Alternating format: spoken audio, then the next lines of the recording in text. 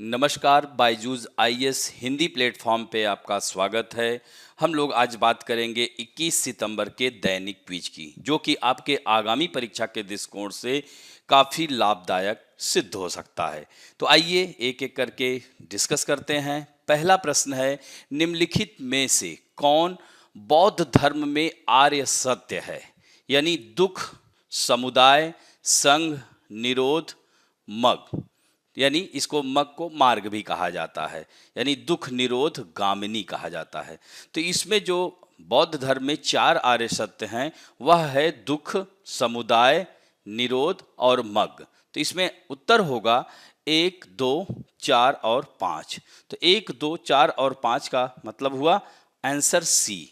तो इसमें थोड़ा सा यहाँ पर द हिंदू में आई हुई खबर है, इसी से हमने लिया है। तो यहाँ पर जो आर्य सत्य की यहाँ पर संकल्पना की अगर बात की जाए तो यह बौद्ध धर्म के मूल सिद्धांत हैं। इसे संस्कृत में चत्वारि आर्य सत्यानि और पाली में इसको चत्तरी अरि या सच्चानी कहते हैं। तो ये चार जो आर्य सत्य हैं जिनका है नाम की दुख, दुख समुदाय, दुख निरोध और दुख निरोध गामिनी कहते हैं। तो यह जो दुख निरोध गामिनी है यानी दुख निवारण हेतु 8 अष्टांगिक, जिसे अष्टांगिक मार्ग कहते हैं, 8 मार्ग हैं। तो इसमें जो पहला आर्य सत्य है दुख, यानी जन्म दुख है, जरा दुख है, व्याधि दुख है, मृत्यु दुख है, यानी अप्रिय का मिलना दुख है, प्रिय का बिछड़ना दुख है, इच्छित वस्तु का न मिलना दुख है। यह दुख नामक आर्य सत्य परिगेय हैं। तो संक्षेप में हम यही कहेंगे कि वेदना, संज्ञा, संस्कार और विज्ञान यह पंचोपादान स्कंध ही दुख हैं। और दुख समुदय का मतलब क्या होता है? तो दुख समुदय का दूसरा आर्य सत्य तृष्णा है, जो पुनर्मवादी दुख का मूल कारण है। यह तृष्णा राग के साथ उत्पन्न होती है और सांसारिक उपभोगों की तृष्णा, स्वर्गलोक में जाने की तृष्णा और आत्महत्या करके संसार से लुप्त हो जाने की तृष्णा। तो इन तीन तृष्णाओं से मनुष्य अनेक तरह का पापाचरण करता है और दुख भोगता है। तो यह दुख समुदाय का आर्य सत्य क्या है?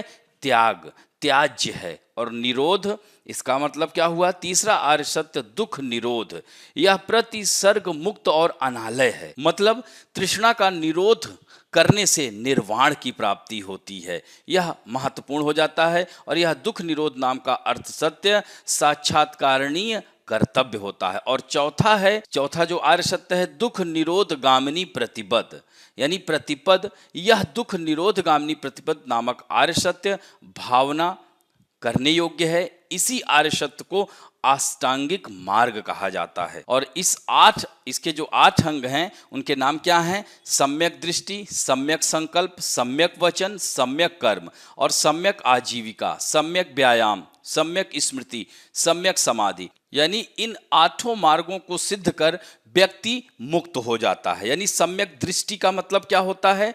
4 आर्य सत्य में विश्वास करना। जो 4 आर्य सत्य हैं उसमें विश्वास करना, इसका मतलब है सम्यक दृष्टि। सम्यक संकल्प का मतलब क्या होता है? मानसिक और नैतिक विकास की प्रतिज्ञा करना। और सम्यक वचन यानी हानिकारक बातें और झूठ ना बोलना। और सम्यक कर्मांत का मतलब क्या हुआ? सम्यक कर्म जिसे कहते हैं, यानी बुरे कर्म ना करना। और सम्यक आजीविका का मतलब क्या है? कि यानी कोई भी हानिकारक व्यापार ना करना। इसी तरह से सम्यक व्यायाम, इसका अर्थ क्या हुआ? कि अपने को स्वस्थ रखने का प्रयास करना। सम्यक स्मृति का अर्थ क्या हुआ? यानी स्पष्ट ज्ञान से देखने की मानसिक योग्यता पाने की कोशिश करना। और सम्यक समाधि, इसका अर्थ क्या हुआ? यानी निर्वाण पाना। तो इनसे जो है मुक्ति मिलती है। और इन 8 अंगों को 3 भागों में विभाजित किया गया है, प्रज्ञा, शील और समाधि। यानी सम्यक दृष्टि, सम्यक संकल्प, सम्यक वाक, यह तीनों जो है प्रज्ञा के अंतर्गत। सम्यक कर्मांत, सम्यक आजीविका शील के अंतर्गत। और सम्यक व्यायाम, सम्यक समाधि, सम्यक स्मृति समाधि के अंतर्गत। आगे बढ़ते हैं दूसरे प्रश्न की ओर। समुद्र शक्ति भारत और किस देश के मध्य एक नौसैनिक द्विपक्षीय समुद्री अभ्यास है? तो यह थाईलैंड के बीच हो रहा है, इंडोनेशिया, दक्षिण अफ्रीका या मालदीव? तो इसमें उत्तर होगा इंडोनेशिया। तो भारत और इंडोनेशिया के बीच जो यह द्विपक्षीय नौसैनिक समुद्री अभ्यास है, यह 20 से 22 सितंबर तक चल रहा है। तो इसमें यहाँ पर आप देख सकते हैं Indian navy and Indonesian navy participate in exercise समुद्र शक्ति। तो सीधे सीधे याद रखिएगा कि इन दो देशों के बीच है। तो यह जो है हमारे देश से जो भारतीय नौसैनिक जहाज है उसका नाम है शिवालिक और कदमत। 18 सितंबर को ही अभ्यास के लिए वहां पर भाग लेने के लिए कहां पहुंचे? जकार्ता। यहां पर आप देख सकते हैं यही बीच में सुंडा स्ट्रेट है। तो यह जो अभ्यास होगा इसी सुंडा स्ट्रेट के इर्द गिर्द होगा। तो यह 20 से 22 सितंबर तक सुंडा जलडमरू मध्य के इलाके में इसे शुरू किया जाएगा। और इस अभ्यास का जो उद्देश्य है कि दोनों नौसेनाओं के बीच समुद्री संचालन में आपसी समझ को विकसित करना और द्विपक्षीय संबंधों को और प्रगाढ़ करना। इसके साथ साथ इंडो पैसिफिक यानी हिंद महासागर तथा प्रशांत महासागर की इस कह सकते हैं कि सुरक्षा के दृष्टिकोण से यह अभ्यास किया जा रहा है। तो इस तरह से दोनों देशों के बीच में इससे प्रगाढ़ता आएगी और इस युद्धाभ्यास में जो भाग लेने वाला है हमारे देश का जहाज शिवालिक कदमत, तो यह है। और इसी तरह से इंडोनेशिया की तरफ से KRI बंग तोमो, KRI मलहायती एवं समुद्री गश्ती और टोही विमान CN-235 इसका प्रतिनिधित्व कर रहे हैं। तो इस तरह से भारत की जो एक्ट ईस्ट नीति है इसके अनुसरण में अभ्यास समुद्र शक्ति यह 2018 से शुरू किया गया। तो यह भी ध्यान रखिएगा यह तीसरा संस्करण है। अब बढ़ते हैं, तीसरा प्रश्न है वैश्विक नवाचार सूचकांक के संदर्भ में निम्नलिखित कथनों पर यानी इनमें से कौन सा से सही है? यानी यह विश्व आर्थिक मंच द्वारा प्रकाशित किया जाता है। वैश्विक नवाचार सूचकांक पहली बार वर्ष 2007 में प्रकाशित किया गया था। सूचकांक तब से द्विवार्षिक रूप से प्रकाशित किया जाता है। या वैश्विक नवाचार सूचकांक में पिछले कई वर्षों से भारत की रैंकिंग में लगातार सुधार हो रहा है। तो इसमें कौन सा कथन सही है यह आपको बताना है। तो यहां पर आप देख सकते हैं कि वैश्विक नवाचार सूचकांक पहली बार 2007 में तो प्रकाशित किया गया था, ये सही है। लेकिन इसमें जो दूसरा सेंटेंस जुड़ा हुआ है सूचकांक तब से द्विवार्षिक, यह द्विवार्षिक नहीं यह वार्षिक रूप से किया जाता है और इसे विश्व आर्थिक मंच भी नहीं करता। ये भी कथन गलत हो जाता है और ये भी गलत हो जाता है और सिर्फ तीसरा सही है। क्यों? क्योंकि यह लगातार परिवर्तन, पिछले वर्ष यह 48वें रैंक पे था और इस वर्ष यह 46वें रैंक पर हो गया है। तो इसमें आंसर होगा केवल सी। तो यहाँ पर थोड़ा सा यह देख सकते हैं यह वैश्विक नवाचार सूचकांक वर्ल्ड इंटेलेक्चुअल प्रॉपर्टी ऑर्गेनाइजेशन की ओर से, न कि विश्व आर्थिक मंच। यहाँ पर देखिए प्रश्न में क्या कह रहा है, विश्व आर्थिक मंच, जबकि इसे प्रकाशित कौन कर रहा है? वर्ल्ड इंटेलेक्चुअल प्रॉपर्टी ऑर्गेनाइजेशन की ओर से जारी इंडेक्स में भारत क्या है? 2 स्थान सुधर कर 46वें स्थान पर और भारत 2015 से लगातार अपनी रैंकिंग को सुधार रहा है। यानी 2015 में 81वीं रैंक थी। यही कारण है कि तीसरा कथन सही है। और वैश्विक नवाचार सूचकांक 2007 में इनसीड बिजनेस स्कूल और वर्ल्ड बिजनेस नामक ब्रिटानी पत्रिका द्वारा इसे शुरू किया गया था। अब बढ़ते हैं दोस्तों, चौथा प्रश्न है निम्नलिखित युग्मों पर विचार कीजिए। तो यहां पर जो पहला ऑप्शन है दिया है मूसा प्रधानी दार्जिलिंग। तो ये जो मूसा प्रधानी है और यह जंगली केले की एक प्रजाति है और वो भी कहां है? दार्जिलिंग से। तो दार्जिलिंग में और भी 9 प्रजातियों खोज की गई है जिसमें से एक जंगली केले की एक प्रजाति है मूसा प्रधानी। दूसरा है साइजीजियम अनामलाइनुम।